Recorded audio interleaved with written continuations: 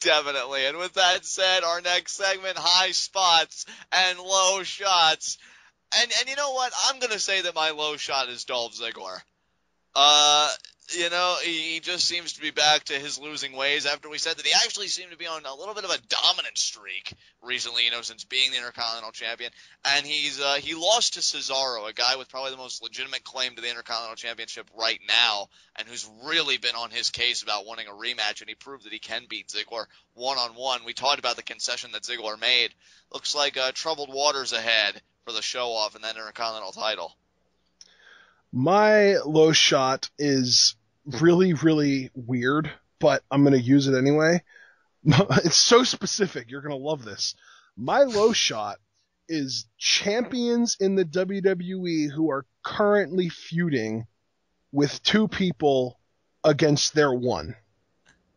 That was so verbose, I didn't even follow the second half of it. Let's see, you said champions...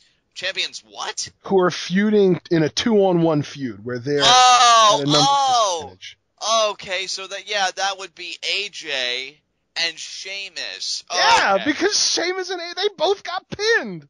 I like how you made me work for it. I'm like, wait, he's giving me all the clues. AJ and Sheamus, yes!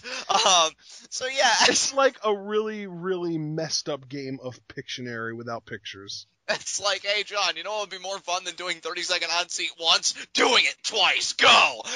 So, that would have been like a 5-second hot seat. Stop it. Oh, my God. But yeah, great choice all around. I like the creativity you put into it. Really raising the bar consistently these past few weeks. Like, how far can we go with making a high spot and a low shot? Well, I was thinking about just making it Sheamus because he got pinned by Mizdow, and Mizdow has been pretty much a joke for the longest time. But then I realized that AJ also got pinned pretty cleanly by Alicia Fox, and I didn't want to just leave her out of my low shot.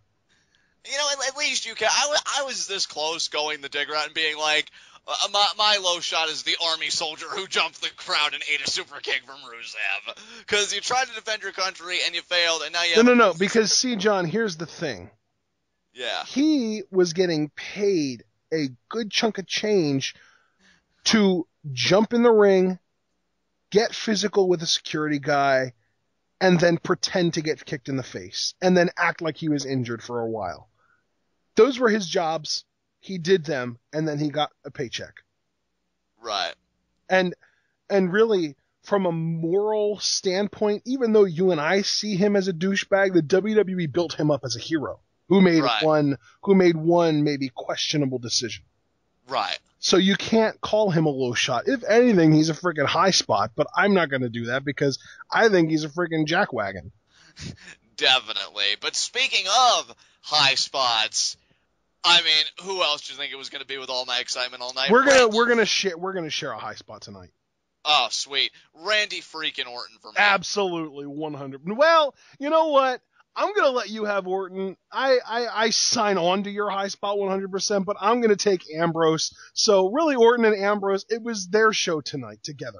It really was. I mean, Orton got prominently featured, had the promo of his life, and he's this close to the dream match that I'm assuming many other people want to see. And Ambrose had an equally brilliant segment in his own right that featured Mick Foley, which, I mean, come on now. Mick Foley and Dean Ambrose in the same ring.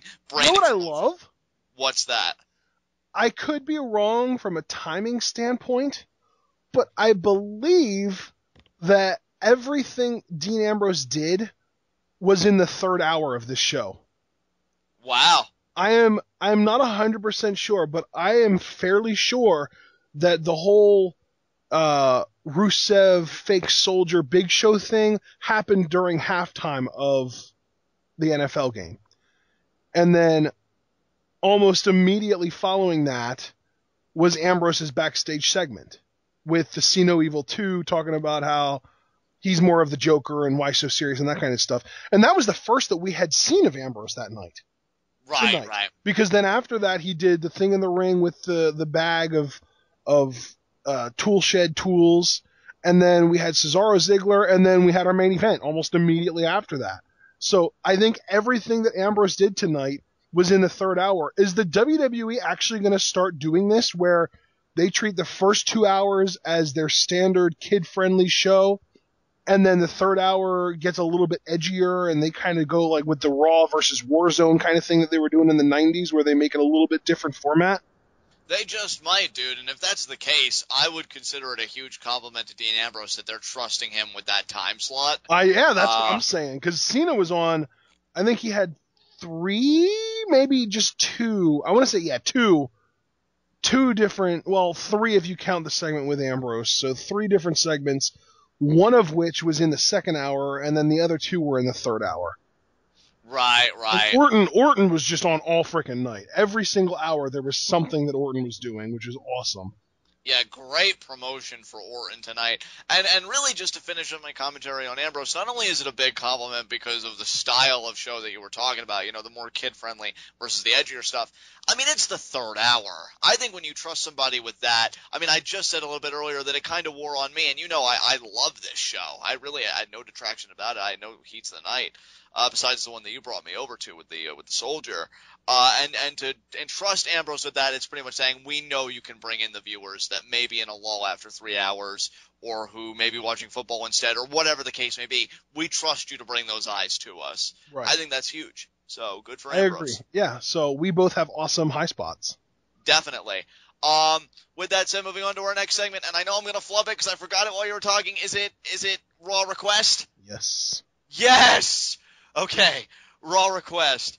God, I really don't have one this week prepared. Do you have one? God, I don't want to. My Raw request is to stop. I'm gonna throw it back here to something that my great grandma on my father's side of the family used to say to me when I was like 12. Shit or get off the pot with the Wyatt family. Yeah, we didn't even really, well, I guess we did now, since you mentioned it here. They did have another promo, which seemed to be kind of a merger of all the promos we've been seeing. I wonder if they're going to have an appearance at Hell in a Cell, if they're going to do anything there, or if it's just going to be on a random episode of Raw. Regardless, like, my body is ready, WWE. It's been ready for a while. Whatever you're going to unleash, I can take it. And the reason I'm making this a Raw request is because I want it to happen on the Raw after Hell in a Cell. That's the hot spot right there. Right after the pay-per-view, you re-debut your returning / new talent. They're not new. They're returning with a repackage maybe. It doesn't even seem that different. I don't even know what to think of it. But still, it's the hot spot. That's when you need to do it, the night after. That's why it's my Raw request now, because next week is the request happening for. Right. I don't think that sentence was coherent, but you get my point. I get the main theme of it. I extrapolated what you were trying to say. Do that extrapolating. Yeah, I figured out a Raw request, so thank you for giving me that additional time. You are welcome. It's a bit of a weaker one because we've kind of touched this up, and it's more like a fresh coat of paint over something old. But find something different for your mid-card acts to do. Like I know. Oh my God, Sheamus and the Usos versus generic heel numbers 1 and 2, 3.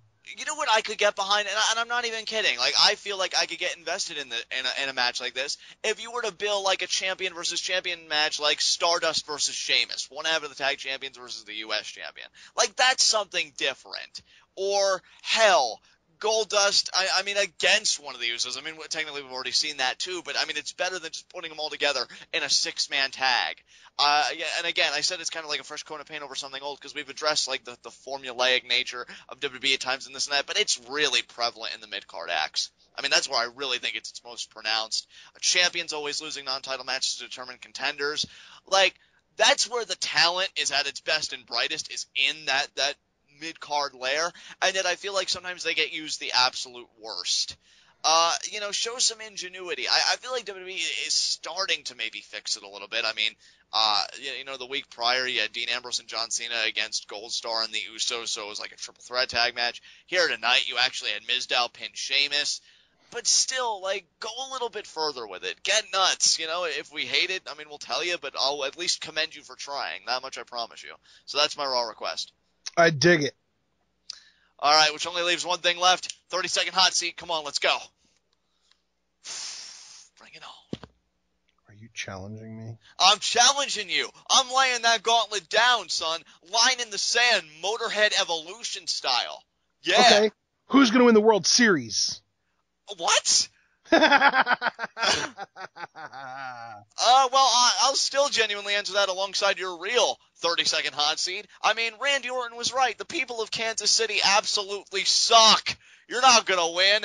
Giants all the way. Plus, I have a few friends who are actually San Francisco Giants fans. Please, Kansas City, don't hate me. I'm just a heel. This is all an act. I have a family. So there you go. Oh, my God. Talk about a cop-out, you pussy. I know. Now, what's your real 30-second hot seat? Oh, I don't even know if I can give you one. The 30-second hot seat is for men. Oh my, don't even, when you've only been in the seat once. You haven't seen what I've seen. Oh, you want to do it that way? Yeah, I do. Oh, come on, you've got to be kidding me. You really didn't think that I would give you the power that easily, did you? Oh, you bitch. Alright, what is your 30-second hot seat? I'm not playing around with you. All Give right, it to me. my 30-second hot seat, since I am just so intrigued by these weird 2-on-1 championship feuds, who do you think is the next U.S. champion, and who do you think is the next Divas champion, and how soon do you think those title changes are going to happen? You have 30 seconds, go. Okay, the next U.S. champion is going to be Rusev, and I can see that happening. I'm going to say no later than TLC, so I will say December. Next Divas champion. You know what? I'm going to do it. I'm going to say Emma, and I'm going to say also in December. So, hey, you asked. You asked the question. You sit here if you want to do it. Hey, Ashton, here's my 30-second hot seat for you. We know that Dean Ambrose and Seth Rollins are going to have a Hell in a Cell match on Sunday. A, who do you see as emerging victorious from that match?